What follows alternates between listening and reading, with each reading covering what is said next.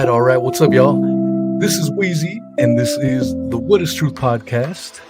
Today should be a rather excellent show. I am joined by Mr. Jarrah White. He is an astrophysicist, an Australian filmmaker, a geologist, and a host of other things, much more. How are you, Jarrah? Feeling all right. It's about 10 a.m. here, and I'm feeling actually just got over a bit of a cold and stuff, but I'm feeling all right, I think. Beautiful. It is 6 p.m. over here in Florida, so pretty wild stuff how the time zones play with us. I first found you on Dr. Raz's Facebook group. I saw you make some insightful posts, and then I saw the link to a debate that you had with Colonel Mike Mullane, a former astronaut. And I was absolutely pleased with your performance in that debate. And so I was like, man, I need to reach out to Jarrah, see if I can have a conversation with him. And then I started finding out, the rest of your background. So if you can, share a little bit of your background, maybe how you got into questioning the NASA story, that'd be awesome. Certainly. You mentioned Raz's Facebook page. I'm kind of a moderator there. I've sort of become their go-to technical expert of things because obviously I have degrees in astrophysics and geology. And well, it started, I grew up, as a huge fan of space, of astronomy, of, space exploration and stuff. I looked at obviously my generation was the shuttle generation. And, so I watched all the news reports about space launches, about all these probes they were sending and stuff. And, I dreamed of going to Mars. I dreamed of becoming an astronaut myself when I grew up. Years later, during my teenage years, I first heard of the Apollo moon landing hoax theory, and I took it with a grain of salt. I thought, okay, this is interesting. Let's what year was that? I'm sorry. This was during my teenage years. I can't remember the exact year off the top of my head, but basically, I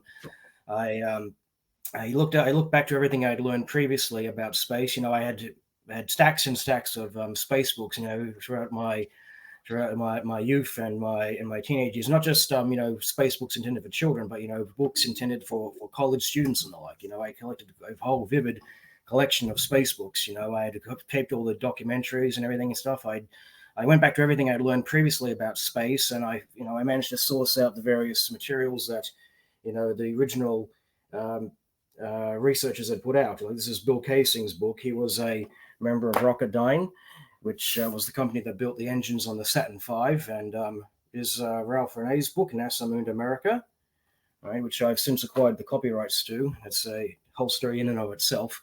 But yes, I looked back to everything they had wrote. I looked back to everything I had learned previously, and of course, I came across various websites, trying to debunk the moon landing hoax theory.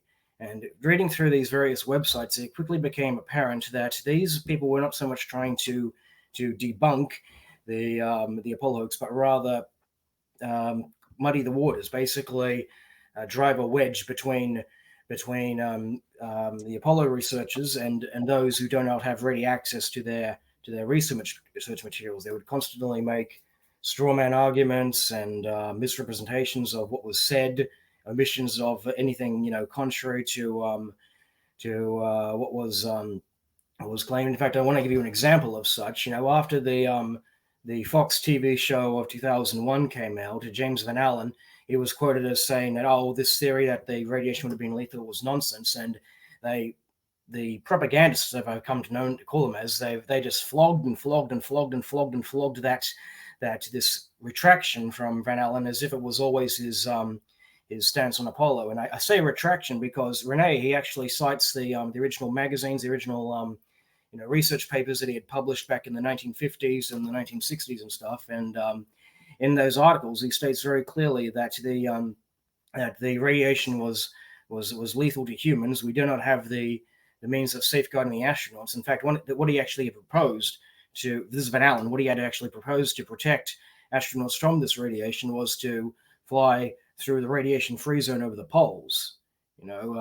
Obviously you would probably want to put yourself into a polar orbit or something that's within 20 degrees of the geomagnetic pole, and basically fly through the radiation-free zone at the top or the north or the south poles rather. And that was his proposal for avoiding the radiation. I've got various other books on this one here, for example. I actually brought this up during my debate with Mike Mullane, Astronautical Engineering and Science. There was a section in there. We talked about the radiation, and he basically said that just sitting there and saying that the radiation problem can't be solved, I don't accept that at all. That's what Mullane said. And I asked him if he had read that book. He said he hadn't. Now, we actually ran out of time just before the show, but basically in that book, the authors, there's a section by J.W. Kellerich-Dahl, 1963, and they basically state that they have a graphic. Let me actually see if I can show you, find the graph here. Where is it? Here it is. They present this diagram here, which basically plots radiation penetration versus material depth, or aerial density as it's called. And the Apollo spacecraft is basically said to be rated at 8 grams per square centimeter. And that their graph basically shows that a shield like that would only stop protons of energies up to 8 mega electron volts. And I dug up the fluxes for the Van Allen belt, and done the calculations. And I found anything that would go straight through that shield, it would have delivered about 100 rads for the two-road trip. And in fact, they actually have another mention in it. We didn't get a chance to read this out in the debate, but they actually mention here in the table here. They say the resulting shield thickness seems to be quite formidable, with approximately 100 grams per square centimeter needed to reduce the dose rates to 100 rem per hour. 100 roentgens per hour. Consequently, due to the very large shield thickness penalty involved, the intense regions of the inner Van Allen belt will probably be a forbidden region for manned orbiting vehicles. Now, it's a lot to take in, but basically 100 grams per square centimeter, if the material is water, that's a meter of water. It has to be a meter of water surrounding the crew to protect them from these kinds of protons that are in the belts. And, well, obviously the Apollo spacecraft, they didn't have that kind of shielding. How do they do it? That basically comes down to the meat and potatoes of it. The radiation is the key point. Now, I also, as I said, I'm an astrophysicist and I'm a geologist, and I find the rocks I've noticed, they're often being cited as evidence for the emissions being real and stuff. But you read through the various papers that have been put out, and you find so much counter evidence. And it seems to me the geologists who are looking at these rocks, I've actually looked at the rocks myself. It's very interesting. The rocks the reports they put out, they seem to be trying to fit a square peg into a round hole, because when they got the rocks back from Apollo, they found that the rocks have a very similar composition and mineralogy and even isotopic composition to terrestrial mafic igneous rocks. Basalt rocks from Earth. You see, okay, and it was they found the water in there, but they say, oh no, this is just contamination. Later on, they start to find rust that's also in the rocks. Rust is a consequence of the rock being exposed to a water and oxygen-rich atmosphere for a long time. And again, they some of them suggested it was contamination. Is a funny thing. Even the Lunar Sample Compendium, there's an article on this particular rock from Apollo 16. They actually call it Rusty Rock, and they mention that it's difficult to imagine how because if you cut the rock in half, you can see the rust is like penetrated, into the internal structure and stuff. It's not just the surface rusting; it's completely caked through the rock.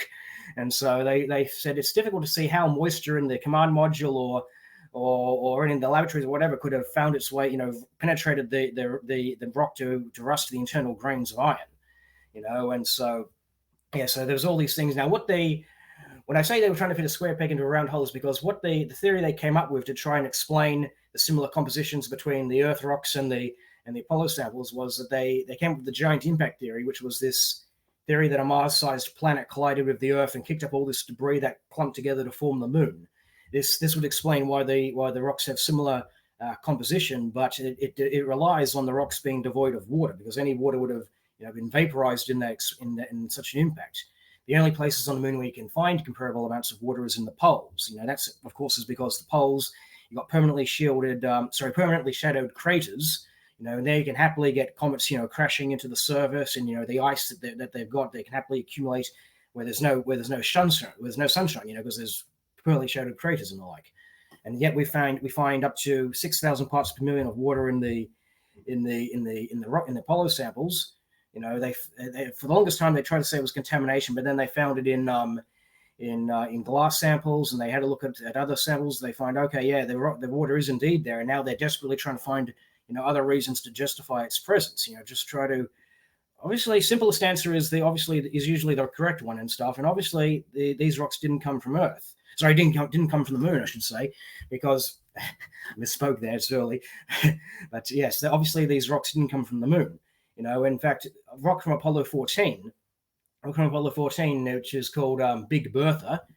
Many of the more prominent rocks, they all have unique names and stuff. But Big Bertha, which was the largest rock brought back from Apollo 14, it was found to have first of all, there was a zircon crystal inside, and it was surrounded by felsic materials.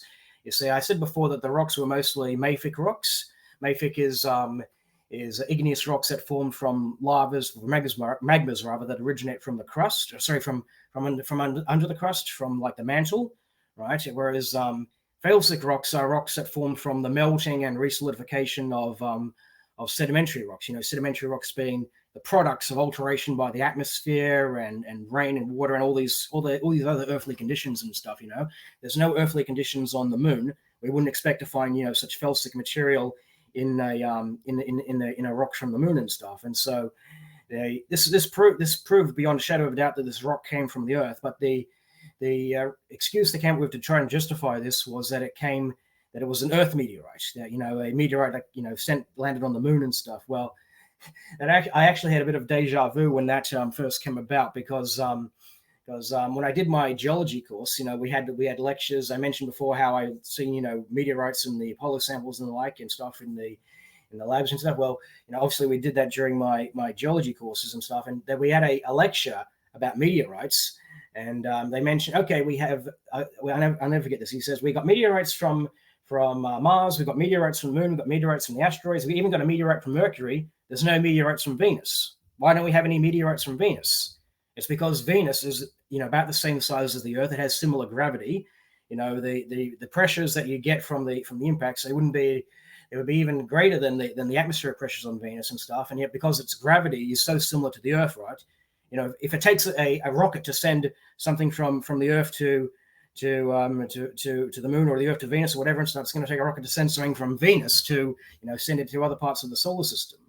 And so it's very doubtful that we could have had a Earth rock, ended up on the moon during meteorite collisions. Find me, as I said in the debate, find me a rock find me a Venus meteorite, and then we'll talk. From my chair, it looks like this is proof that the Apollo samples, they came from the Earth. And in fact, just one last thing I would like to bring up. This is actually a more recent thing. The Chinese recently brought back samples of their own. I actually shared this in the debate, and this is a Chinese article. What they did was, you see, after the astronauts supposedly got back from the moon, there was like goodwill tours, gift display things where they would give samples to world leaders around the world.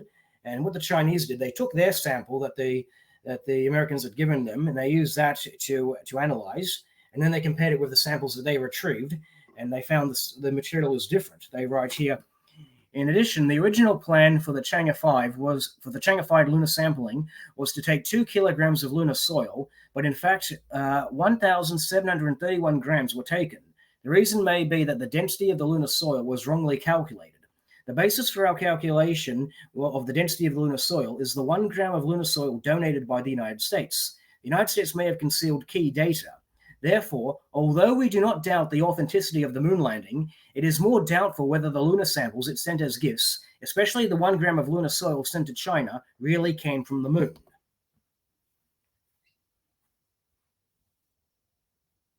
Well, there you go. Yeah, it's and I'm glad that was one of the things I wanted to ask you, because you are a geologist yourself. I think it was yesterday I uploaded David McGowan's takedown of the NASA moon landing myths. I don't know if you ever read his book, or I uploaded the audio book version of it onto my podcast platforms. But David McGowan was a legitimate journalist. He passed away, I think in 2015, I believe. But he was one of these journalists that went did some actual journalism. And if you read his Wikipedia, normally when it's someone like that, oh, he was a conspiracy theorist, about, they tarnish their names, but it's actually pretty respectful. But he did a very, very, very well, good job on taking it down. And one of the subjects he tackles is the moon rocks. And he talks about how even in some of the samples came back as petrified wood. And he also talks about how in other places the rocks have gone missing. Were you able to do any digging into that? Yes, as a matter of fact, yeah, the rocks that have gone missing, there have been various cases of, as I said, they had given out various gift displays to world leaders and the like, and many of them have gone missing or have been destroyed. Obviously, the samples that they give out to geologists and stuff, they're just literally loaned to the geologists and stuff. Obviously, they have to return the samples unless, of course, the sample is destroyed in the process. There are destructive ways of analyzing a rock,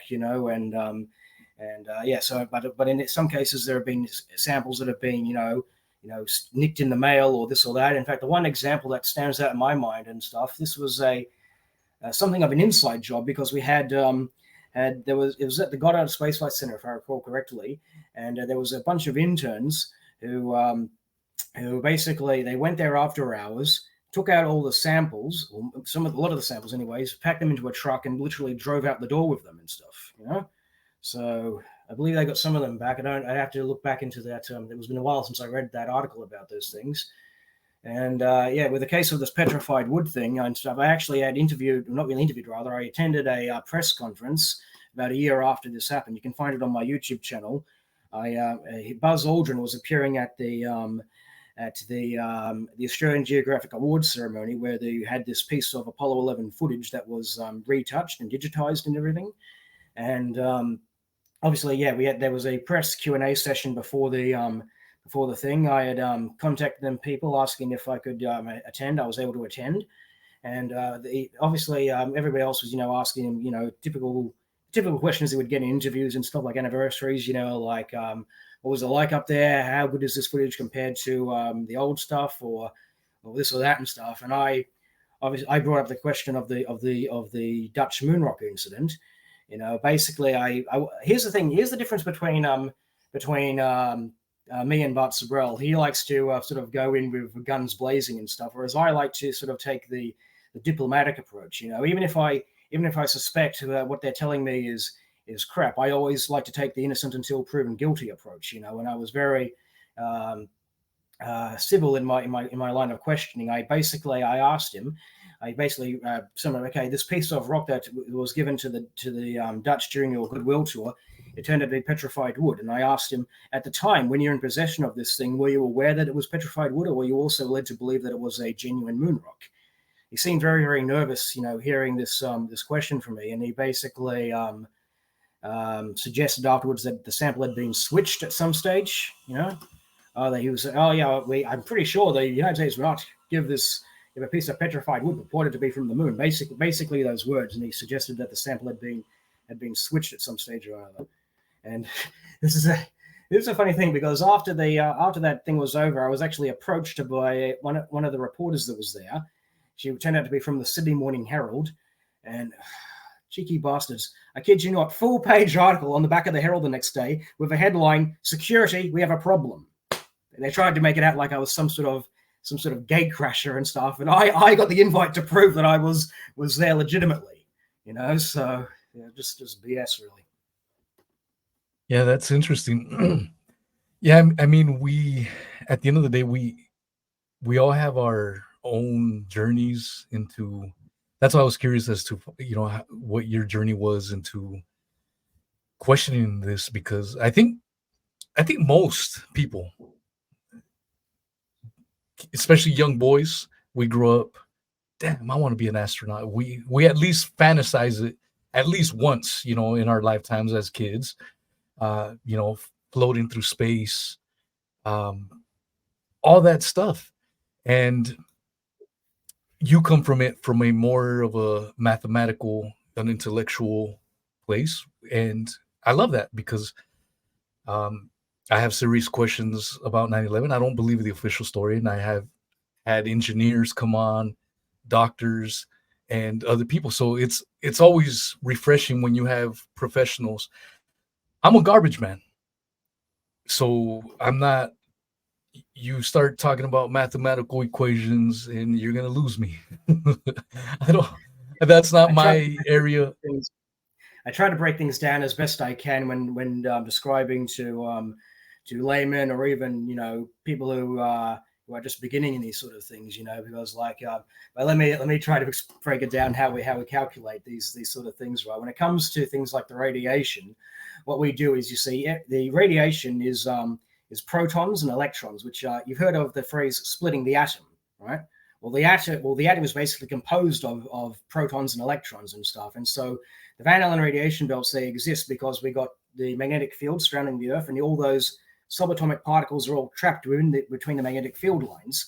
And so, okay, at one interval here, we might have a certain amount of particles travel at a given energy traveling through X amount of square centimeters at a time. And so what you end up doing is you got these fluxes, the energy. Okay, how many square centimeters a human body has. The mass of the human body, and you basically plug those calculations in. Okay, here's how many particles traveled through this amount of area in this given time. Okay, then now when you want to find the energy, okay, here's the amount of energy that all those particles delivered.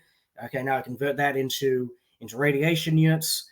Okay, and there's the dose. Now, of course, that's the absorbed dose. Of course, we still have to convert that to the equivalent dose. Equivalent dose basically is what kind of effects this would have had. And to do that, you take the absorbed dose and you multiply it by the appropriate radiation weight factor. Now, for things like X-rays and electrons and stuff, the radiation weight factor is 1, so the absorbed dose is the same as the equivalent dose. But for things like protons and neutrons, it's usually very higher and stuff. Like for protons, it's something like 5, and in case of neutrons, it's like 10 or so. It all varies and so on. But basically, you do the calculations and you just go where the numbers take you. Beautiful. And I have no idea what you just said. I'm just kidding. No, I guess the bigger point, not your fine, bro. No, I mean, I guess the point that I was trying to make is that you come from it from that angle, and I completely respect it.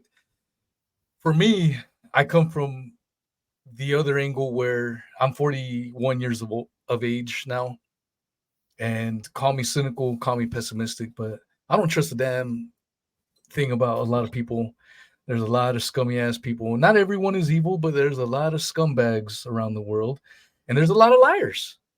In the ideal world, we would live in, everyone's happy, and you can leave your doors unlocked at night, and you can leave your keys inside the car.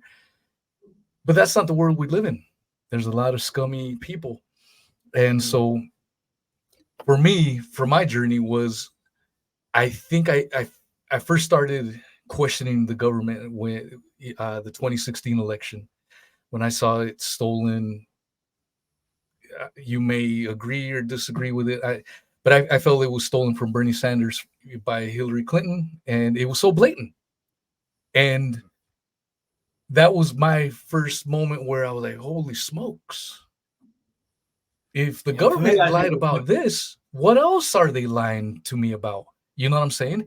And so that's when I started going down other avenues and rabbit holes. And one of those was the moon landing, but that was one of the ones I came late to the party because I didn't want to accept it. It was emotionally based. I wanted to believe that we made it to the moon. You know, how cool is that? Though floating around in space and stuff like that. I wanted to believe it. And I went to Cape Canaveral because I'm in Florida, and I saw the lunar lander, and that was probably the first time that I was started to have serious questions. Seeing the lunar lander in person, I'm like, this piece of shit could not survive a Florida hurricane, and you're telling me this thing got to the moon? And so that was one of the first times I started questioning it. And then I was at around this point in time, I was a avid follower of Neil deGrasse Tyson's Star Talk podcast. Um, just because I'm not very intelligent myself, so that was my little way of trying to get some science-based knowledge into my noggin, trying to learn as I work and whatnot. And one episode really stood out for me, and then I stopped listening to him because he started getting too emotionally based and started straying away from the science, especially during the COVID era. And I was like, man, this isn't really science anymore. It's more emotional. But the one episode I want to play it for people because I think it's important. This is the episode that did it for me because I was still on the fence. I'm like, maybe we made it, maybe we didn't, and I'm not one of these people that say 100% we didn't make it. Maybe we did. I'm open to that, but I feel the evidence is overwhelmingly on the side that we didn't make it, and it was all nonsense. But this clip right here, let me share it with you. Share screen. Okay. So this is Neil deGrasse Tyson looking glorious as can be. Can you see that? Yeah, I can see that. Jared? Okay. Yeah, I can see I want to play this clip. It's maybe 2 minutes at the most. But I was listening. I was an avid follower of this podcast, and when I heard this, I was like, "All right, screw this. I'm out." I no longer believe the official story. And here it goes. Of interest that you study. And when you go home, there it is in the sky. Oh yeah. And it's there to remind you to come back the next day, I guess. Because so much of science involves things you can't see, it's too far away, you need a big telescope, and you have it right there as this daily poke. And it's the only place where we've actually been. Yeah. Yeah. You know, but even so, we know hardly anything. We've landed in 6 spots on the moon. Imagine landing in 6 spots on Earth and saying, "Yeah, I know Earth. We got Earth all sewn up." You know. Yeah, but I'm just saying, like, it's kind of cool that we can go there. Like, I'm surprised that we haven't gone back more and more. No, it's not that we can go there; is that we once went there. We don't know how to go there today. We got nothing that'll get us there. So what? Why, are you serious? Yes, dude. Come on. What do you? We're working on it. We can't go to the moon today. No.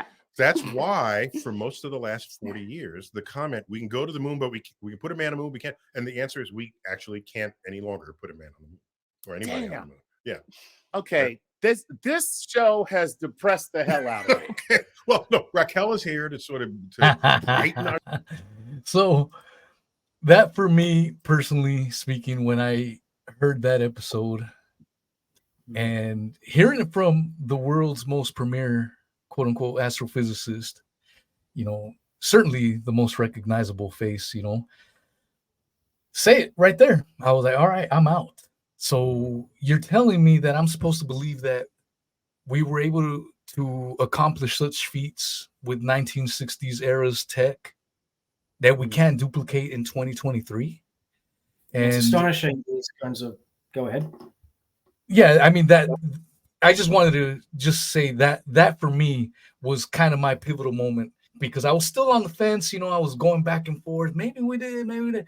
And then when I heard that, I was like, all right, I'm out. I'm out.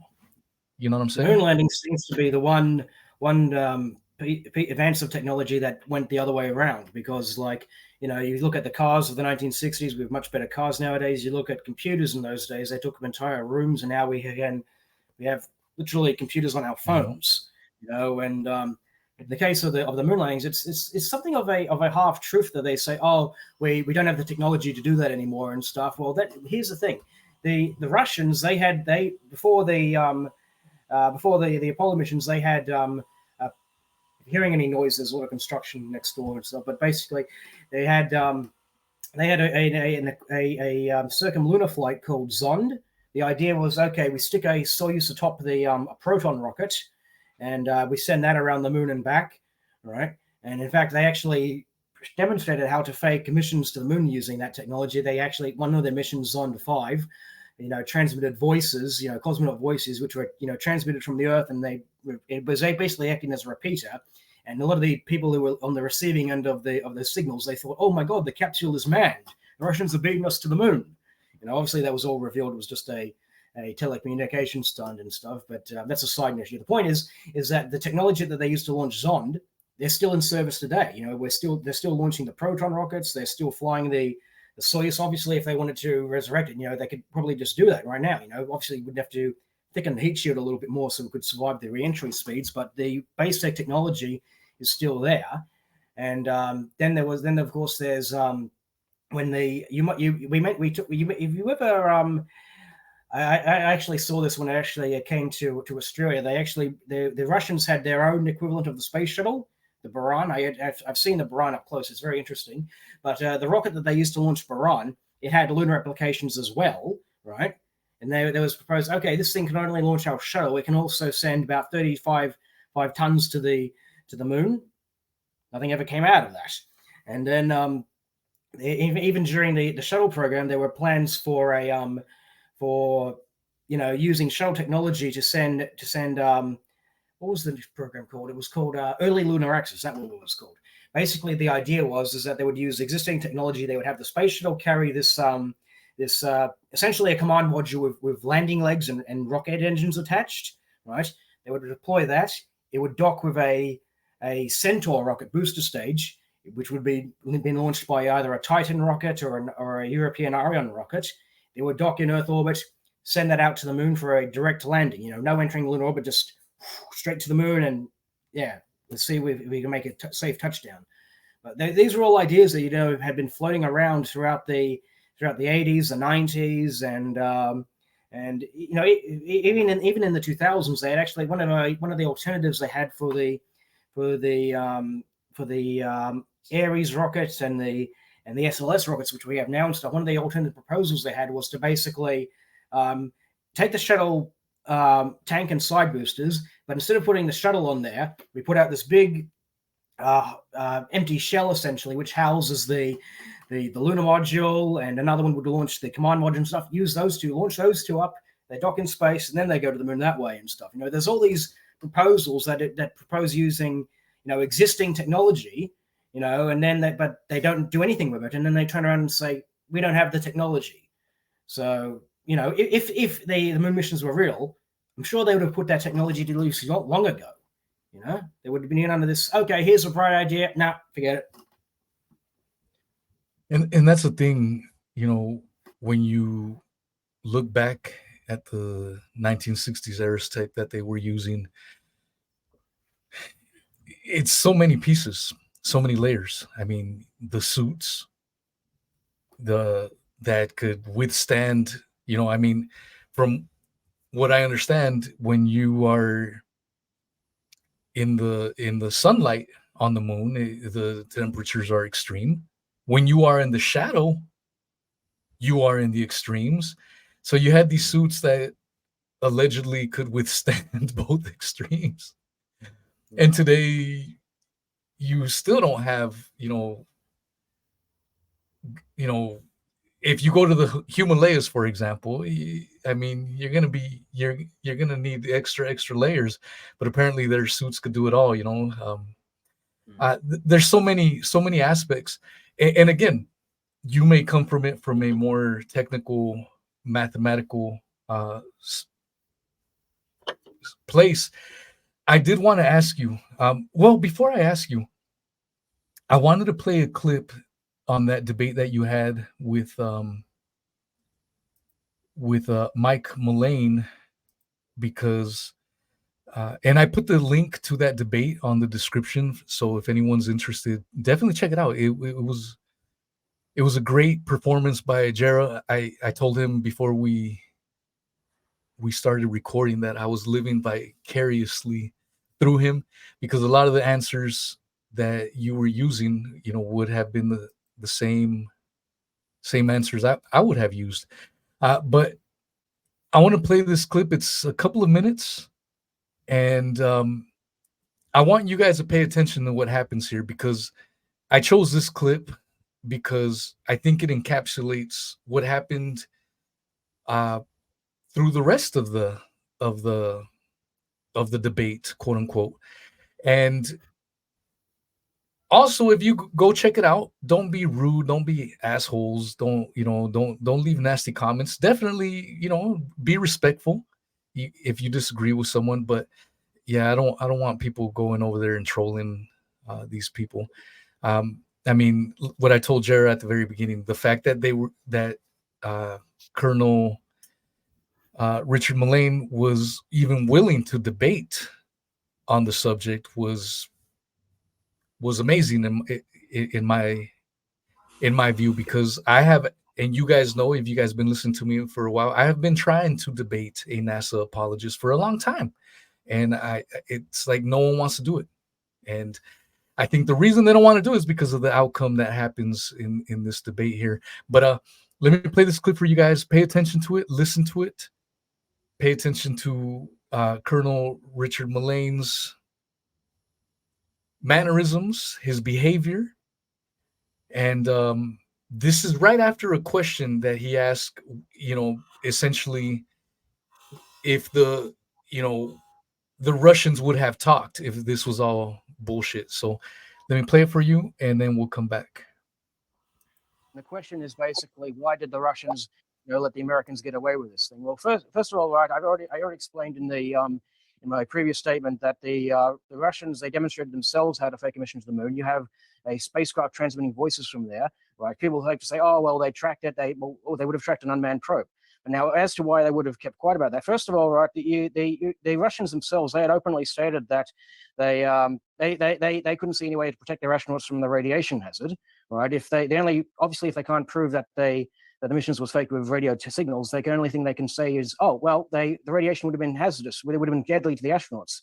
Well, now they kind of shot themselves in the foot. If they had ever decided to do it, there's been some discussion as to whether, Zond 5, the mission with the voice recorder, was something of a precursor to their own attempt to fake a mission to the moon. Now during the 60s, right, the Russians, they were, at each other's throats with the United States, but they also had wheat deals going on during the 60s and during the late 70s, and of course, in the early 70s, I should say. And over the 70s, they had something of a detente in which they decided to cooperate with, joint space missions. There was the Apollo-Soyuz project, you recall. Later, they had the Mir program, and now the International Space Station. Times are kind of changing in that now, because obviously we've got the war in Ukraine, and Russia has decided to pull out. And as a matter of fact, recently, I've actually got this article here. This is an article from RT, the Russian news website. It says, this is the headline: "No proof U.S. landed on the moon. Ex-Russia space boss." This is from what's his name? Dmitry. I'm probably going to butcher this pronunciation. Dmitry Rogozin. He published a post saying that he hasn't seen any evidence to suggest that the astronauts went to the moon. Now, obviously, this is a former space agency guy and stuff like that. But given the way things are with the United States right now, don't be surprised if, somewhere down the road, Putin says something similar. Oh, I believe him. Yeah, right. Okay. Again, let's go to human behavior. I mean, you're So, um, just to recap what happened there, in case you missed it, I thought that was one of the funnier moments. And this is the third time I'm watching that clip, and it cracks me up because basically the question was posed to you, Jarrah, was, well, if this was all nonsense, the Russians would have talked. And you brought up something that I would have also brought up too. Dmitry Rogozin, top cosmonaut. He wasn't just your run-of-the-mill Russian guy sweeping floors at the Russian Space Center. This guy's like a big freaking deal. You bring that up, and he's like, like I believe him. Yes. I noticed This is what is called moving the goalpost. This is a classic moving of the goalpost where, okay, I'm going to put this up to you, and then you offer an answer, and that's not good enough. We're going to just move the goalpost further down. So actually, if you go into the Facebook page that I moderate and stuff, I actually posted this was actually before the debate, but it seemed kind of almost like a prediction now and stuff. I actually posted a meme where it basically like, if the Russians if the moon landing was fake, the Russians would have told us. Underneath that is a picture of Rogozin saying, I don't believe we don't have any evidence that they went to the moon. And then underneath that, there's another picture which says, the Russians would say that, wouldn't they? They're their enemies and shit like that. So, yeah, you can you do find the meme if you can. I might actually share it if I can find yeah, it. if you can, yeah, it's easy to share it. Anytime you want to share it, if you go to the bottom little thing and just put present, and that's how you're able to share things. Yeah, I mean, it's super. That's pretty much how the debate went. This is a recap, but I encourage everyone to listen to it, especially if you're on the fence, because and this is what I told Jarrah before we came on was I enjoy a good debate, good respectful one where there's both sides are going back at it and I'm analyzing it. And when I see one side getting overly emotional and the other side is just putting down the facts, laying them down. A lot of times I would imagine that this is the winner. All right, here is okay. I just sent you the link. Just sent you the meme I created. Okay, here we go. Let me share it here. This was I put this out in September, and into the debate was here we go. There we go, right there. You can zoom in, you can probably see it more clearly and stuff. Yeah. So the caption says NASA pre-2023. If the moon landings were faked, the Russians would have blabbed that all over the world. They were our enemies and would have jumped at the opportunity to make us look bad if they suspected in any way that the moon landings were faked. Russia in 2023. The moon landings were fake. NASA in 2023. Well, the Russians would say that, wouldn't they? They're the enemy and looking for any opportunity to make us look bad. So, yeah, I put that out in September, and the debate was what just earlier this month? I think it was last month. That's what it was, and so yeah, it seemed kind of prolific, kind of like foreshadowing now. Yeah, Jarrah Nostradamus over here. Yeah, it's really. I remember reading that. It just came up on my feed on my my mobile cell phone feed, and I was like, "Holy shit! This is perfect for all the people because that's the thing." Another interesting comment, real quick. When I was reading the comments on this debate that you had, there was a lot of people who were positive on your performance. You got a lot of real good reviews, and I was in there cheering you on. But there was some people that were saying the stupidest things, like defending this crap. And one of them responded to one of my posts. I go, basically good for Jarrah. He did real well, and stuff like that. And he goes, did real well. Well, it's not hard when something along the lines. It's not hard when you have your little shtick memorized or whatever. I'm like, this was a debate, bro. Of course he's going to be prepared. If he would have been unprepared, you would have been talking shit then. So it's like, Exactly, yeah. with these clowns, Obviously- it's like a lose-lose. It's no matter what you do, it's going to be crap in their eyes. But Even what so, was I I- feel it was the. Go ahead. no, you go ahead, man.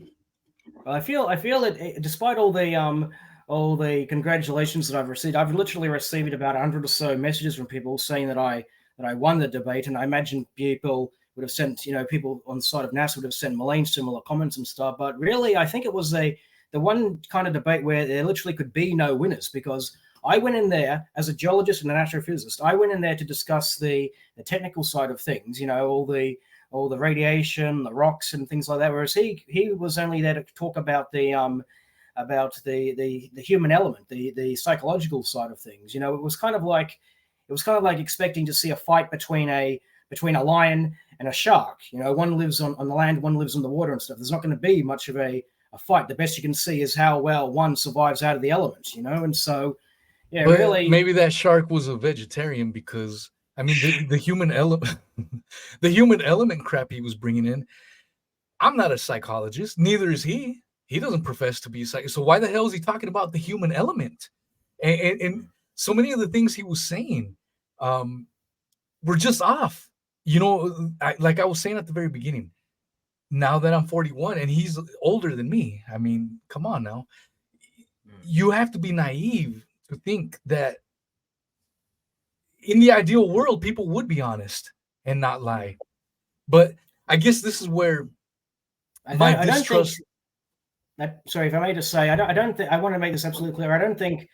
Obviously, he's strawmanned me a couple of times there and stuff, but overall, I don't think Mullane, is a liar or anything like that and stuff. I think, at one point he actually asked me if I believed he had flown into space.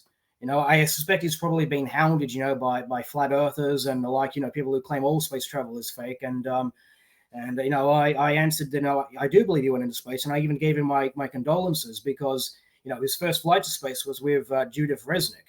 I put the way he one of the astronauts who died in the Challenger disaster. And he obviously he gives lectures and public talks about the Challenger and what went wrong and everything.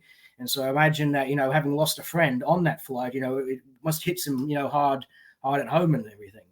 And so I put the way he acted down to emotion, raw emotions and everything like that. And so, but there is one bit of the debate that really stood out in my mind. It kind of shocked me, because we were talking about how the astronauts, they have wives and children and the like, and I actually brought this up on the recent Apollo Detectives show. He mentioned that no astronaut is going to be able to keep this lie from his spouse. They're not going to be able to keep that a secret. And I mentioned to him, well, I doubt you're at liberty to discuss the classified nature of two of your missions to space, because two of his missions were Department of Defense flights. In addition to all the scientific missions that NASA had on the shuttle, there was also a handful of missions by the Department of Defense in which they had classified military payloads to put into orbit, like spy satellites and things like that. And in fact, actually, before the program, I was actually looking up his missions. Space.com has an article listing all the different Department of Defense flights, and there's practically almost no information of these things. You can look up, missions from, you can look up Wikipedia articles or NASA articles or whatever about all the scientific missions and stuff. And they tell you, okay, here's the payload, here's what they were doing, here's when the spacewalk was happening, here's how long it lasted, and yada yada yada. But in the case of the Department of Defense flights, they can't even tell me whether or not they performed a spacewalk on those flights. That's sort of because a lot of the details remain classified. And I said I doubt that those classified informations is things that you would be disclosing with your wife. Because you of all people, you should know what is secret and what you can't, frivolously chat to your family or your friends about. And so for him to say that no Apollo astronaut is going to keep this kind of deception, secret from his wife and everything. Well, I doubt they would have been at liberty to discuss such matters with their wife any more than he would have been at liberty to discuss, the classified nature of his missions with his wife. Obviously, his missions was nothing sinister, anything like that. No faking of the flight or anything like that on his shuttle flights. But still, it's classified. We don't have any details, and so, if he look what's happening to Donald Trump right now, sharing, keeping all the secrets at Mar-a-Lago and frivolously sharing them out to patrons and friends as if they were trading cards. Look what's happening to him now. If Mike Mullane, went on radio and said, "Oh, hey, I did X, Y, Z on this is supposed to be super secret," shh, he would have been history in a heartbeat. He would never be. There would be court martials up the arse. This is probably where we may vary a little differently. I just don't have any trust in any of these officials. I think a lot of it is for show. Like in the Roman times, give the people the bread and circuses while everything is going to hell. Maybe you're right about Mike or Richard Mullane. I can't even tell. His StreamYard was showing Richard Mullane, maybe. But I've studied a lot of these events where they have these prolific people that are just professional liars. And this is why I think a lot of these people get chosen is because they'll lie right to your damn face. And I met these kind of people in real life. It's not like, and so I think these people are chosen for those specific traits. Now, is he lying? I don't know. Do I believe him? I don't know. That's my stance. He could be the biggest bullshitter, one of the biggest bullshitters you've ever spoken to, and you would probably have no idea. No. The biggest bullshitter I've ever spoken to personally would have to be Phil Plait. He runs the website Bad Astronomy, which was one of the original propaganda websites I came across during my my initial investigation into the Apollo landings and stuff. And after Bill Kaysing had died, Plait he actually posted a obituary in which he claimed that that Kaysing said all space travel is impossible. Kaysing made no such claim. In fact, in his book, he specifically cites various unmanned missions, as proof of concepts, or citing data from such missions and the like. And even in the Fox TV show that Plait actually posted a response to, Kaysing explicitly states that the astronauts remained in Earth orbit and simply orbited the Earth for 8 days. And then after the 8 days had passed, they simply returned to Earth, and splashed down the ocean as if they had been to the moon this whole time. And well, so Plait's obviously seen that documentary. He writes a point-by-point response to it. And now here he goes around saying, "Oh, Kaysing denied any space travel was possible." No, I kid you not, I actually went to Las Vegas. I flew all the way from Sydney to Las Vegas to this place where he was appearing. You can actually see that in one of my videos and stuff, to basically call him out on this lie. And I also managed to call out Adam Savage as well. Adam Savage was giving one of the talks there as well, you see. And he mentions, if there's anything I screwed up on the show, feel free to raise your hand and ask this guy with the microphone. I'm like, don't tempt me, don't tempt me, don't tempt me. Ooh, ooh, ooh, ooh, ooh. I put my hand up, right, and I basically brought up the fact that I was a bit annoyed with my line of questioning and stuff, but I said the whole program was, the Mythbusters program was built on botched experiments. The one example I cited was when they were trying to recreate the slow motion, the lunar gravity thing. They did slow motion, and they did another heck with the astronauts suspended by wires. But the theory is that they filmed the astronauts running around on wires, and then they played that footage down in slow motion. And in fact, you can actually see this in my videos, and one of my Ollis articles is that if you take the footage, like the one example that they showed from start to finish, that we could use for comparison, it's basically John Young jumping up to salute the flag, right? If you take the footage of John Young jumping, take the footage of Savage suspended by a wire recreating this thing, slow it down to 2/3 of the playback speed, you find that 2/3 of the record speed, you find the two are a near perfect synchronization, a near perfect match, and so. And here they're running around saying, "Oh, that it's busted." Well, hang on, you didn't even do it properly. You shot the slow motion and the wires separately. Why didn't you, combine the two and see what result happens? Yeah, that's fascinating that you made it out to Vegas. Yeah, there's I saw a video today actually that, and that's the thing with censorship. I don't know how you feel about it, but you try to find any uh, debunking the NASA moon stories, official stories, you get inundated with official propaganda, what I would deem as propaganda, and it's hard to find any good stuff. But there was one video that had several millions of views, and it had Marcus Allen in there. Uh, I think Mr. Casing as well, an interview with him, and another gentleman. And although it had a clear bias towards the moon landing, that we made it, it was pretty. They tried to be objective. They presented the conspiracy theories and the arguments in its entirety, because a lot of times you see these people, we're debunking the conspiracy theories, and they give you like a partial little take and the most silliest parts, and look, see, it's debunked, and that's the game they play. But in this one, I'll give them the credit that they did present the conspiracy side a little bit more fuller, but there was clearly a bias towards that we made it to the moon. And one particular case that was a little comical to me was when they had this little dweeb trying to promote that the photographs that we got were fully, it could have been done, the way we received them.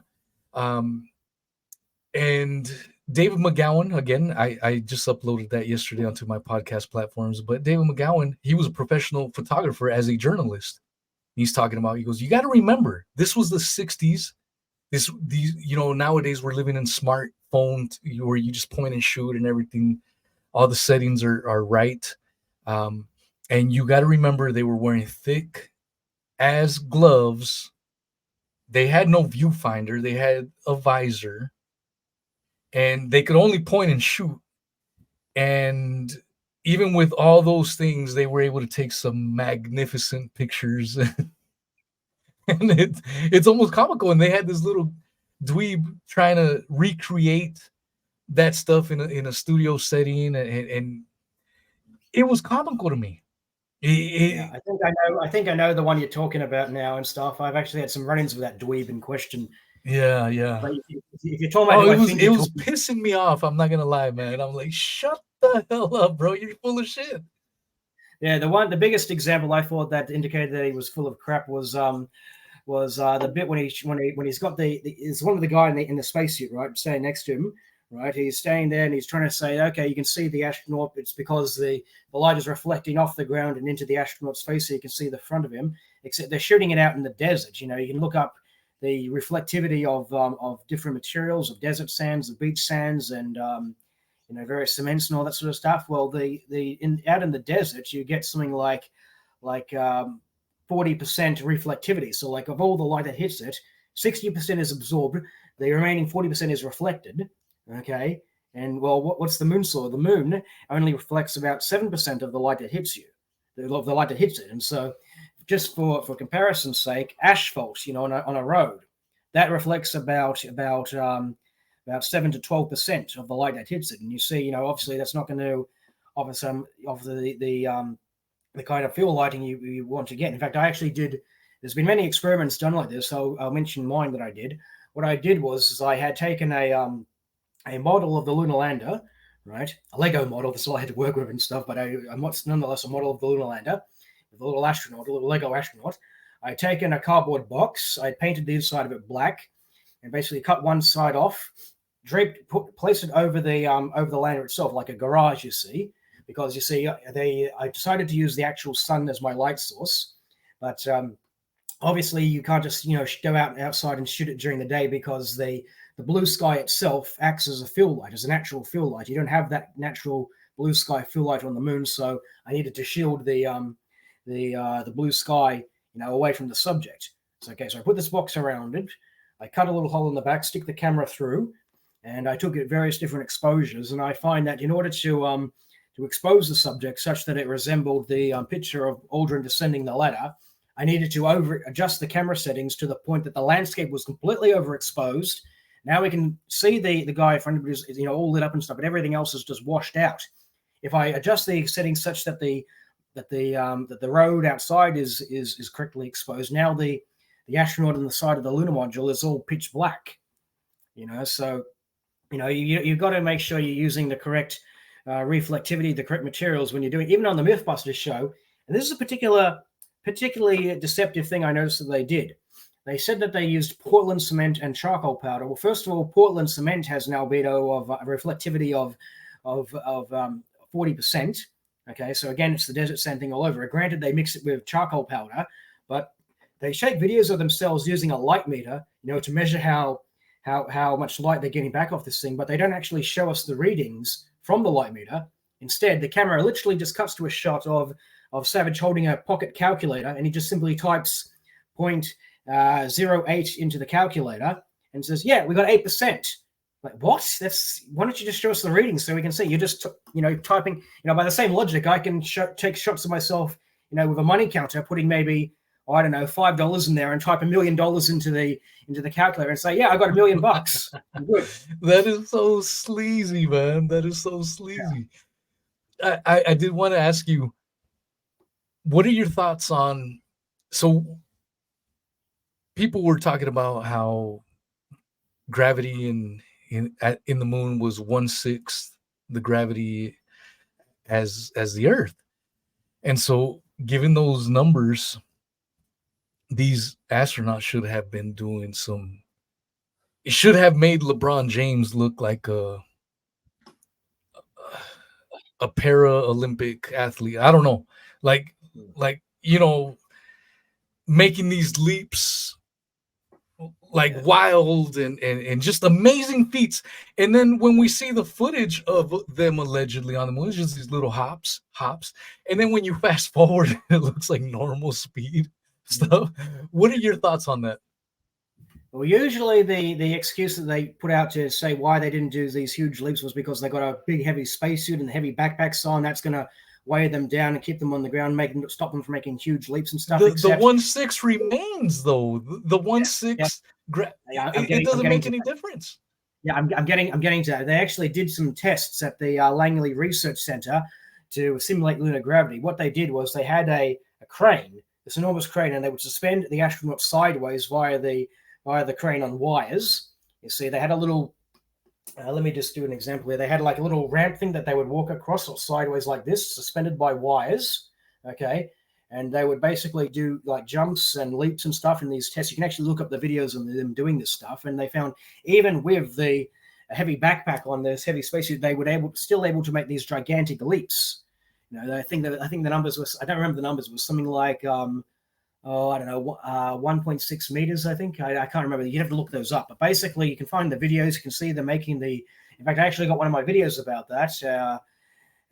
Appropriately, I called it One Giant Leap. You can moonfaker One Giant Leap. You can find that video sheet where I show all these tests that they did. And it's pretty clear. They were still able to make these gigantic leaps. Yeah, it's pretty wild because didn't their suits weigh like the equivalent of 180 pounds? I'm like, under Earth-like conditions, that is just extraordinary weight. I was a wildland firefighter, doing fire suppression in mountains, 15, 16-hour days doing that. And we would pack anywhere between 60 and 90 pounds. And that was taxing on the body, 60 to 90 pounds. You're telling me these guys were doing 190 pounds, but maybe they switched out until they got into zero gravity, and that's how they got around it. When you really think about what we are told and fed from the NASA, it just doesn't make any damn sense. It's like so many hoops have to be jumped and stuff like that. So I want to ask you, so before I ask you, I don't trust government. I don't trust government. I think a lot of these things are staged and they're bullshit, and they can be verified true.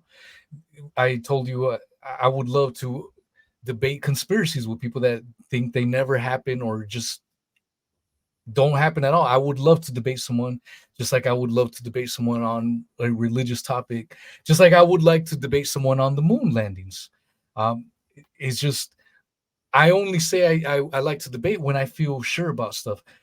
When it comes to the moon landings, one of the things, as to if you believe it or not, one of the other questions that typically gets asked, well, why would it be faked? And in the reason that I give is because if you look back at America in the 1960s, there was a lot of turmoil.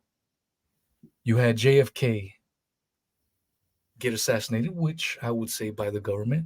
You had his brother RFK, which is even more easily proved that was killed not according to the official story, more even than the JFK murder, killed by the government. You had Malcolm X, Martin Luther King, big figures killed by the government, in my opinion, and can be verifiably proven.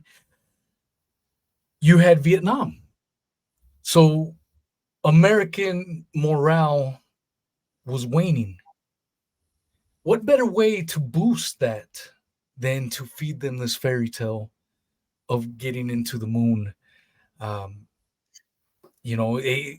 Because even during one of the landings, I'm not sure if it was the first one or not, Seymour Hersh, who not too long ago opened the bombshell about the Nord Stream pipelines being an inside job and not by Russia.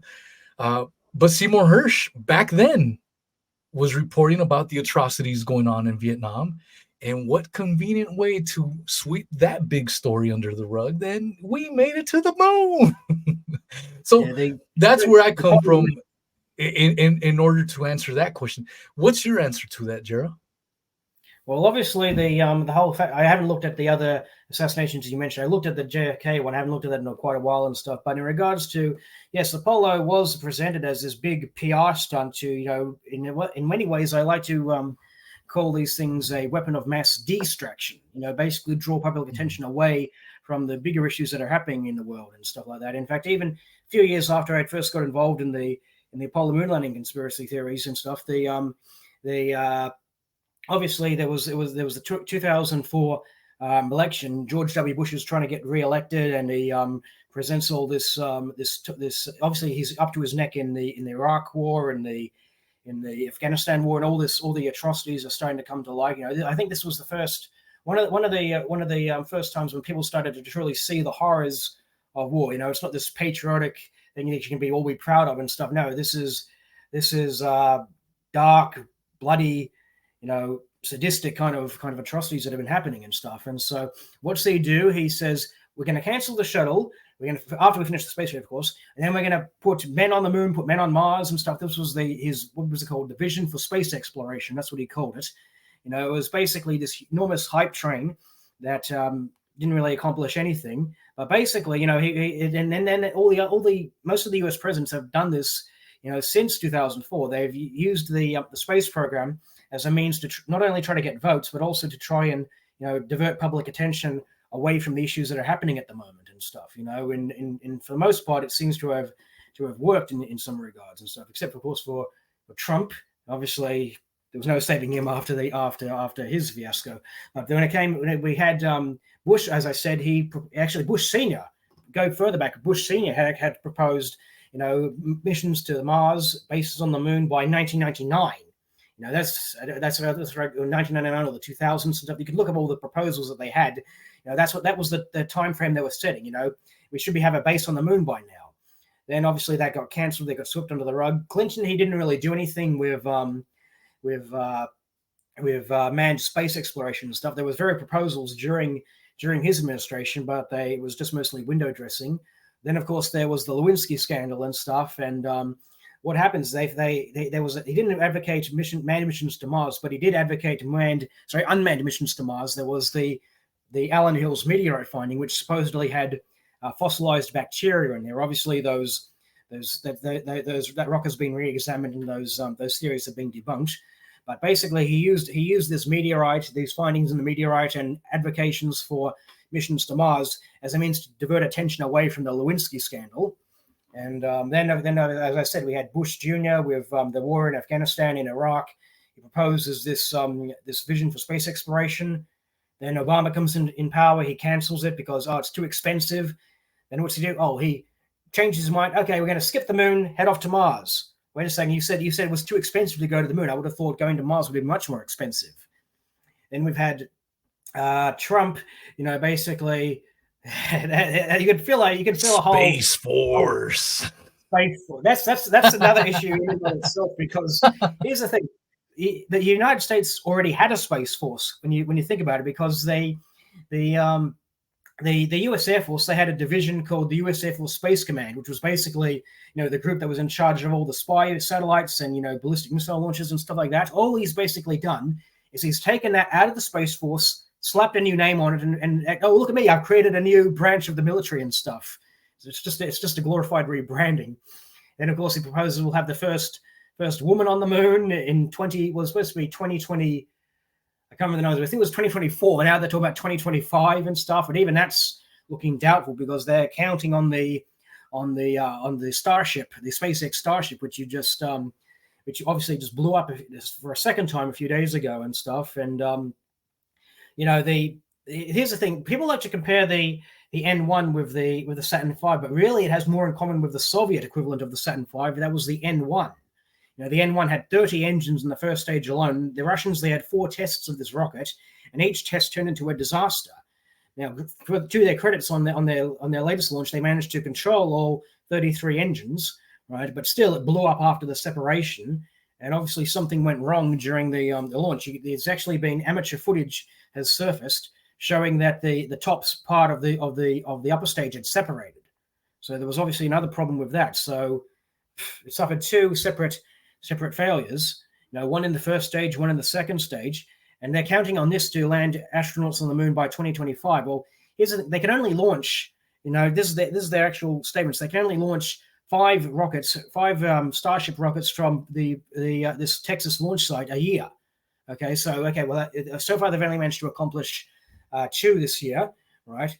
If next year, if next year they launch 5, they say they need something like 20 missions, just for the refueling, because the idea is this is going to be launching the Starship into space. Then they're going to send up a bunch of other rockets, with all the fuel on board to refuel up the tank so they can make another launch and stuff. And so if you can only launch about 5 rockets every year, and you need 20 to make the refueling thing, you're not going to have it done in time for the 2025 or 2026 launch, whatever they're proposing and stuff. Even the Artemis 2, there's been obviously they've been hyping that up. Oh, we got the rocket ready to go and stuff. But really, there's talk about the new spacesuits that they're going to need are going to delay this project as well. There's always some delay, always some reason that pushes it further and further back into further down the road. And so eventually it gets cancelled and swept under the rug. And, it just becomes window dressing that leads to nothing in the long run. Yeah. And I think when it comes to space travel, that was another thing. I didn't realize how big of a YouTube channel you had. You got like 26,000 subscribers. That's pretty sweet, man. Like I said, I first found you on Dr. Raza's Facebook group, and that's where I just thought you were someone that just posted every now and then. I didn't realize you did some acting gigs. You've written some columns. I mean, you're kind of a big deal, my man. But yeah. I think in looking over some of your videos and stuff, I think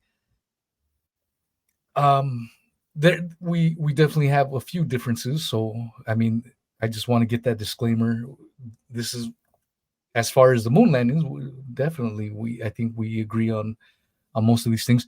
But it doesn't matter if we didn't even agree on a lot of these things. I mean, the thing is to have these discussions, let people hear all the sides. That's my view on it. The space travel, it's not that I'm against space travel. I'm not convinced, I'm not either way. it's hard for me. I feel like when the government is gaslighting you constantly, whether it's wars in Iraq, um, all these other issues, COVID, and all these other stuff, you're getting gaslit over and over, and you're just getting, and these lies can be documented. They go back to the U.S. Mexican War. They go back to the USS Liberty, Pearl Harbor. These lies just go over and over and over again. The best thing And that you, what's that? go ahead. I was just going to Well, say. I was the just gonna best thing say you I'm can at that do- point where I take what I hear from government with a grain of salt, and I don't completely dismiss it, but I'm like, I'm gonna need a little bit more. You know what I'm saying? Yeah. That's just Now, my stance on it.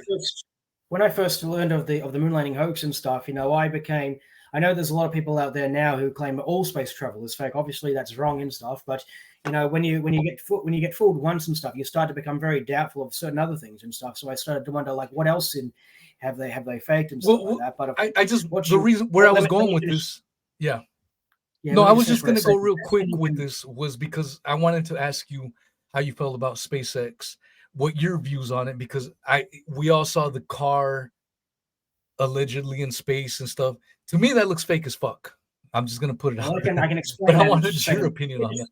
Let me just finish what I was going to say is and stuff. The best you can do is basically look at the evidence that they present and see if it passes the smell test. Like, for example, we've got all these videos from first of all, you can actually see the International Space Station with a telescope. You can see it with your naked eye, zooming overhead and stuff like that, if it passes over your part of the world, okay? And then when we look at the videos of them, floating around and going through all these different tunnels and whatnot and stuff, these videos would be impossible to fake. We see all the films that they do in like Gravity and let's look at these are the options that they would use to fake zero gravity in all these different movies, like the Apollo 13 movie with Tom Hanks, for example. What they did in that film was they had all the astronauts, or the actors, I should say, aboard a mock-up of the command module and the lunar module, and they would basically fly through a series of dives in the Vomit Comet, the KC-135. Nowadays you can get by tourist trips aboard this plane, which will basically, it goes through a parabolic arc and eliminates gravity for 30 seconds. What they did is that they did all these different hundreds and hundreds of thousands of takes aboard during these dives. But as I said, it only lasts 30 seconds. If you just, okay, here's a shot of one actor, here's a shot of the next actor and stuff. They're all shot in these things. You can get away with it. You can, shoot multiple thousands of takes, put them all together. But in the videos we have from the ISS, it's one long take. We can see the astronauts are floating for far longer than what would be possible in the KC-135, in the Vomit Comet. Okay, so obviously they didn't film this on a plane.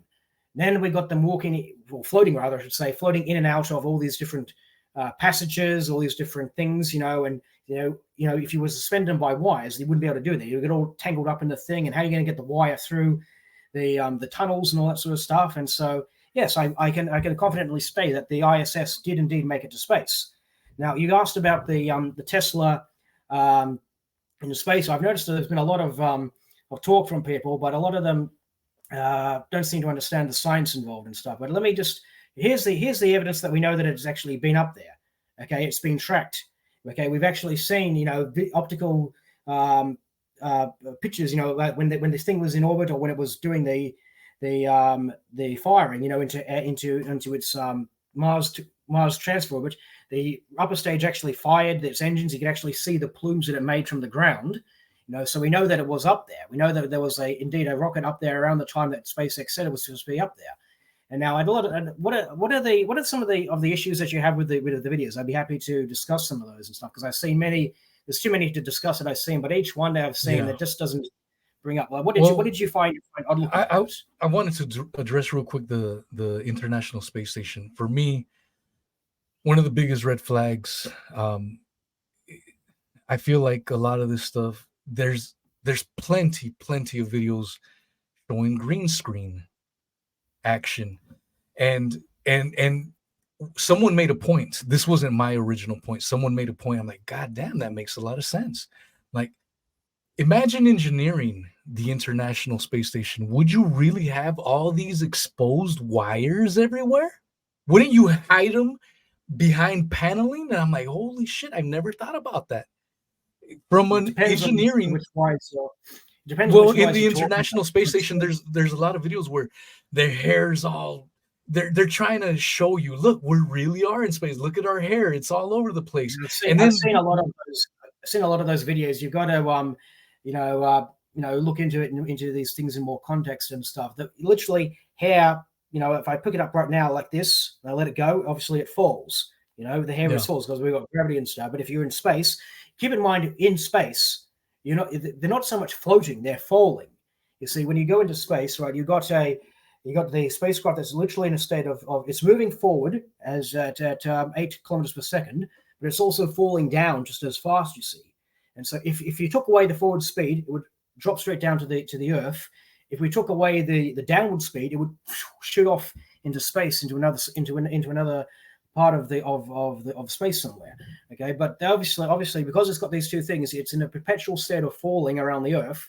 And so the astronauts, they're constantly in a state of free fall, so everything's floating around the place. The clothes seem to be lifting off their bodies and stuff. And so naturally their hair is going to remain suspended. I don't know why this obsession with, there must be hairspray seem to come out of space. I don't know how people could have come to think of that. But as for the wires and stuff, every kilogram you send up into space costs money. Okay, and so what the wires, the essential wires that they use for life support systems, if they're behind the walls, what they're using on the walls is they attach all their computers, all the little laptops, all their different stuff that they would carry around and stuff. They fix those to the walls, and so naturally there's going to be a lot of wires exposed and all that sort of stuff. All the essential stuff that actually controls the spacecraft functions and stuff, they would be behind the walls. The stuff that's loose, stuff that you would be using. Okay, I take this down. I want to do something with it and stuff like that. You just fix that to the wall with like different. Sometimes I use Velcro. Sometimes I use these little straps and all these sort of things. But like I said, every single kilogram you send up there costs money. I don't remember the numbers. It's something like for every kilo you send into space, you got to use something like 10 or so kilos of fuel. I forget the numbers off the top of my head, but basically the point is propellant costs money. Okay, and so obviously we don't have enough money to send a gigantic, Death Star into space, obviously, and stuff. You can only send up little pieces and then assemble them here and there. Like you've got these tubes here, you attach that tube there, attach this tube there, and so it is what it is and stuff. It doesn't look very pretty on the outside and stuff like that, but obviously on the inside, you got to make sure all your space is used sparingly. And so you got like little essentially coffins rather, or closets, I should say, closets where they would sleep in. Because in space, they're instead of falling. It doesn't matter if you're there's no up or down. You can literally stand in a closet, just float there and go to sleep. And so that's the way it is. We have everything has to be considered. All the weight, all the mass that you put in there has to be considered, and how you distribute that mass has to be considered. In practice, obviously, it looks kind of messy and everything like that, but really, that's just the nature of the way these things were prepared. No, I appreciate your answer. I guess for me, it's not a very satisfying one, especially because I guess I look at NASA as a big money laundering operation. We see before 9/11, 3 or almost 3 trillion go unaccounted for. Then a plane hits the Pentagon accounting building. Okay, whatever. A few years ago, 21 trillion go unaccounted for by the Pentagon. Oh, well, can't account for it. It's all. And so when you see all these other world events, Ukraine and now the Israeli-Palestinian conflict, what a great way for this black budget, if for lack of a better term, to resurface in NASA. And so you're talking about all this money per square inch. To me, that only that's where that's where you can justify a lot of this count. And so maybe you're right. And I'm just being honest. It doesn't sound like a convincing thing for me. I think it's more optics. Let me offer you another reason to consider and stuff. I mentioned earlier how the Soviets, they put their Zond spacecraft around the moon, and that was initially thought to be manned because the capsule was transmitting voices, it was receiving voices from Ukraine and transmitting them back to the Earth, Back then, Ukraine was part of the Soviet Union and stuff, and so that's where the Soviets would control the moon flight missions. And the Americans, they initially thought it was manned. In fact, Frank Borman, who recently passed away, he actually received a phone call from the president demanding to know why is Popovich, the cosmonaut, why is he talking from the moon? Now, as I said, obviously you're sending the voices to the thing, obviously it can be argued that Apollo could be faked in a similar way such that radio operators would be fooled, right? But what about the unmanned flights to say Jupiter or Saturn or whatever and stuff? You can actually look up. There are entire communities now dedicated to amateurs who build their own makeshift radio telescope in their backyard, off-the-shelf parts, point it to the sky, and they tune it to the correct frequency that the spacecraft is transmitting on. Okay, it's going to be here at a given point. We'll listen out for it, and we can get the downlink, get the signals that it's transmitting and stuff. Okay, and there's people who have actually detected signals from the spacecraft out to Jupiter or Saturn, or even how do they do that? That is a question that I wanted to bring up, because that's one way to figure that we are told is the way they figure out the distance from the sun, from the moon. You bounce these signals back and then do some mathematical equations, and that's how it's figured out. So what is the signal that is bounced out? Can you explain that in lame person's terms? Okay, well, when you're talking about you're talking about two different things here and stuff. Bouncing signals off the moon or bouncing off the other planets and stuff. That's actually a good way of measuring the distance to these worlds. You see, the radio signals, they travel at the speed of light. We know what the speed of light is. It's something like 3 by 6 to the 3 by 6 meters per second, right? Or kilometers per second, I should say. So you bounce it to the space to the planet or the moon or whatever and stuff, and it bounces back. Okay. Now you know the time you sent the signal. You know the time you receive the echo. Okay. So if you know it's traveling at a certain speed, I simply divide that. Okay. And if it takes this long to make one trip, it's traveling at this speed. Okay. The planet or the moon or whatever must be that distance away. Now, in the case of, and I'm sorry about my ignorance, but who is sending out this signal and who's receiving it? Oh, you'd have to look up the papers and stuff. Like anybody can do that. Like an amateur can do that. A astronomer at an observatory can do that. A radio observatory can do that. If you have the equipment, you can bounce the signals and get the signals back and you measure the time it takes for them to return. Okay. In fact, they actually did something similar in the days before satellite communications. They would communicate around the curvature of the Earth by bouncing a signal off the moon. If you were in on one side of the world, you would bounce a signal towards the moon, it would bounce off the surface, and some guy on the other side would receive your call. Okay, and so we'd measured the time about that. They've been doing that since the 1940s, I believe. Now that's Earth moon bounce or Earth planetary bounce and stuff. And now when it comes to the satellites that are on their way, orbiting it's important to know that all the planets, right, and all the spacecraft and stuff, they're in motion. The planets are continuing around in their orbits. The satellites are obviously orbiting these planets and whatnot and stuff like that. And well, for lack of a better analogy and stuff, when there's a police car or a fire truck driving up close to you, you can hear the siren off in the distance.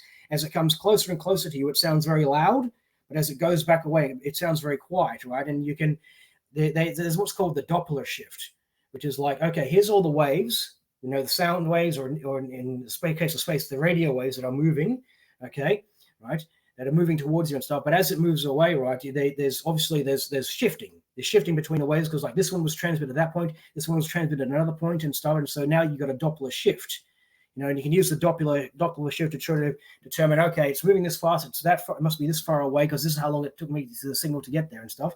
And so, yeah, you use that to determine how far away these signals are coming from.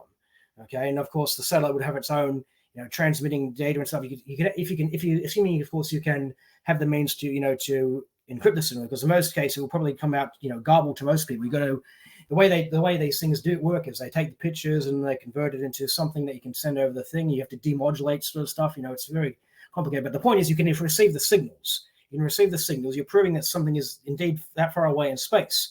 And so then the question becomes, well, what will be the point? We saw how you would fake a mission to the moon on Zond. They send an unmanned probe to the moon with a radio transmitter. It's sending signals back. But hang on a second. Now we're talking about sending unmanned probes all this way out in space. And well, obviously, if you're sending a radio transmitter all the way out in space, why not just equip it with actual instruments and cameras and the like to get this kind of data? Why not just send it?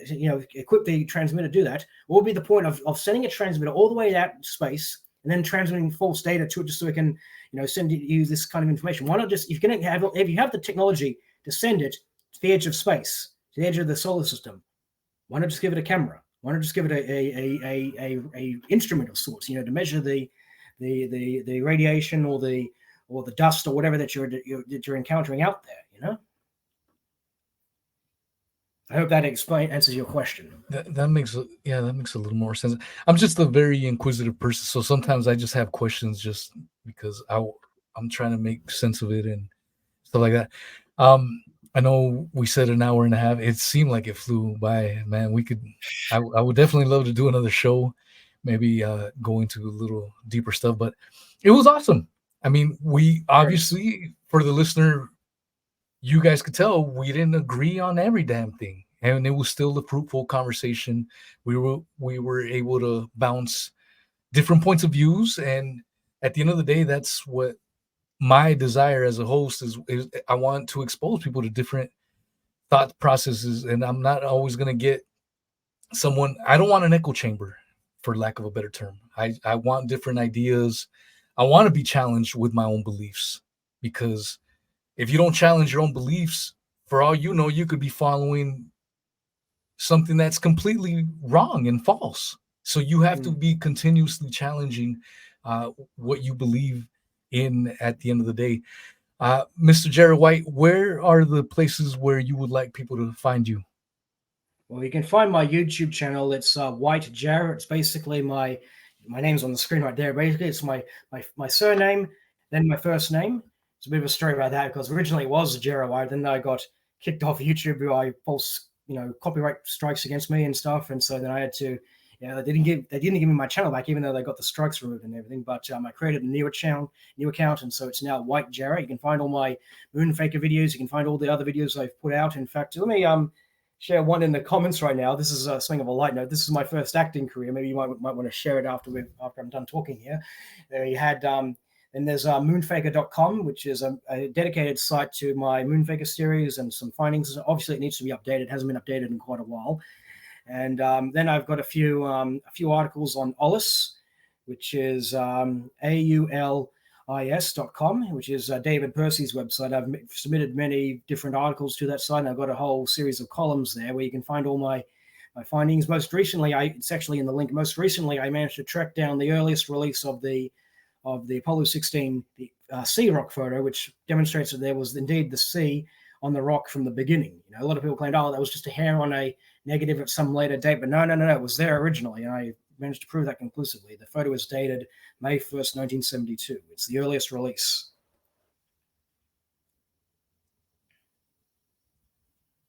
Beautiful. All right, I've got your link here. It's only 30 seconds, so let's play it real quick.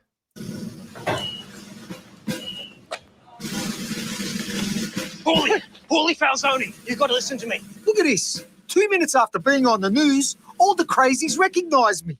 What was this guy on about? He tried to write a secret message in his own feces on the embassy walls. He faked the moon landings. He knows about it. Man, no, seriously, you got to listen to me. They're going to get you too.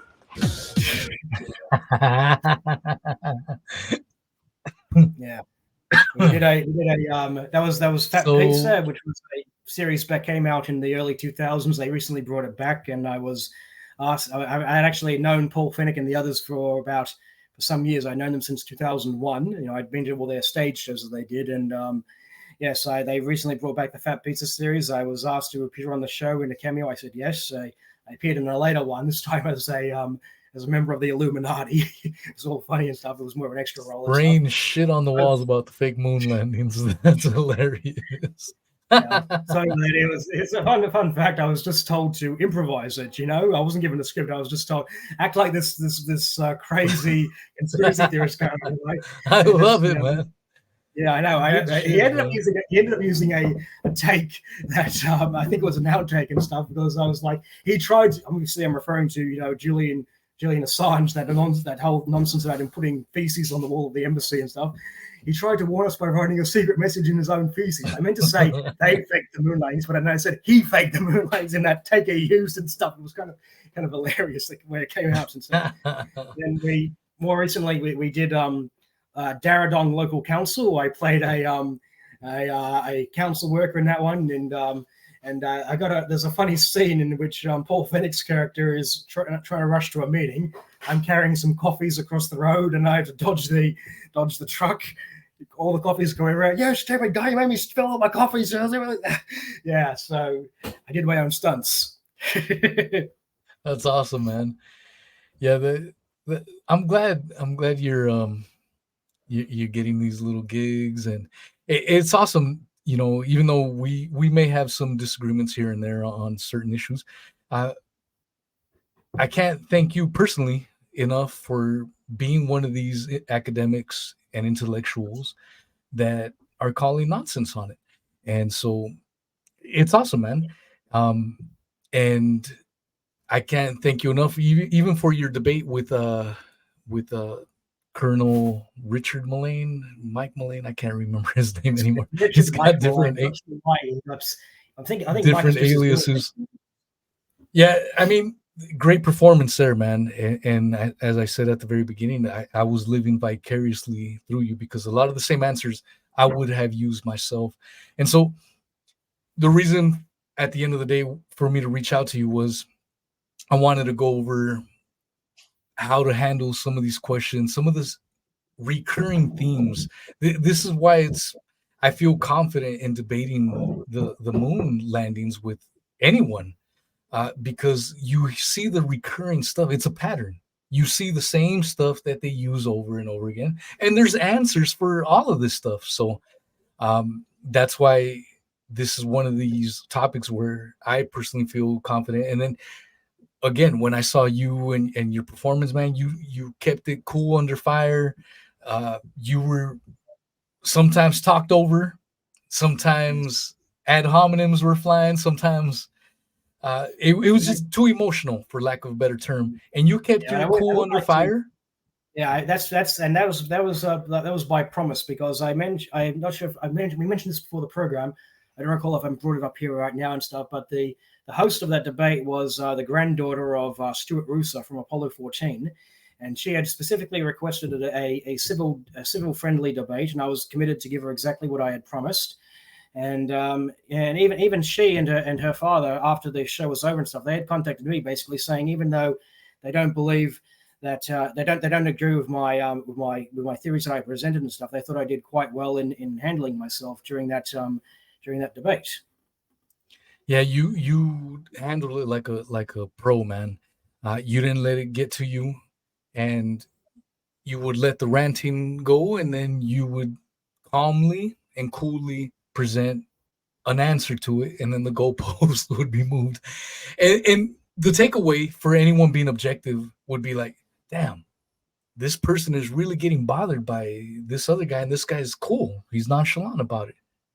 And so that you represented our quote unquote our side real well, man. And I want to commend you for that, man. I mean, hats off to you.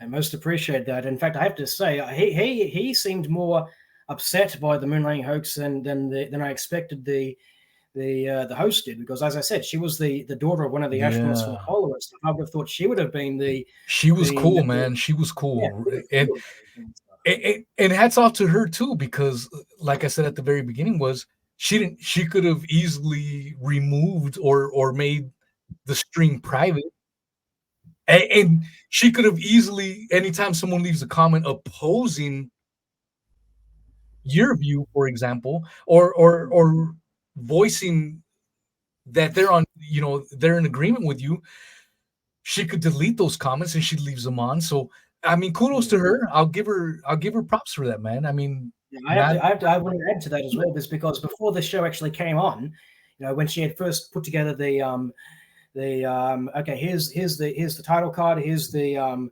thunder, here's how it's presented and stuff. She originally had titled the debate "Astronaut versus Apollo Denier," obviously I don't like to call I don't like the term Apollo denier and stuff, because denialism doesn't enter into this. A denier just simply dismisses everything out of reflex and stuff. Anything that doesn't go against his, it's a confirmation bias. So anything that doesn't support their mindset, they just dismiss it, turn the other cheek, and everything like that. I did not do that. I literally looked at everything I'd learned previously about space, about the moon landings and everything. I had looked at all the different pro-NASA websites, all these rebuttals that they have put out, and I analyzed them with a very critical eye.